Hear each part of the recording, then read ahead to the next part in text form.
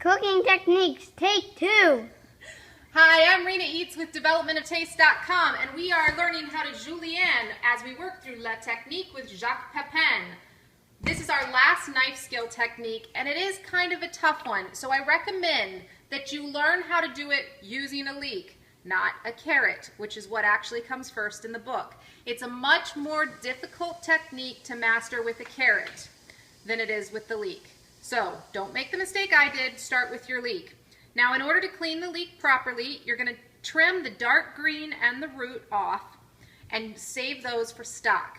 Then cut the leek in half and take it over to your sink and rinse it as you turn it like a deck of cards. You'll be able to take the inner pieces and just rinse them over your sink just like this until you get all of the dirt out. Then come back to your cutting board and take 3 or 4 layers of the leek, fold it in half like you would fold a couple dollar bills. Take our knife and hold it with our technique that we learned in week 1, and then we're just going to slice it according to the thickness we prefer. Now a julienne is typically very thin. It's also known as a matchstick. We'll just do that one more time. Oh, and see, that one's dried out a little bit, so it broke, but no worries. And that's what she cut up the last video. All right, now the main difference for julienning a carrot, once you've figured out how to do it with a leek, is that you need to get your carrot square before you're going to be able to get those nice ribbons.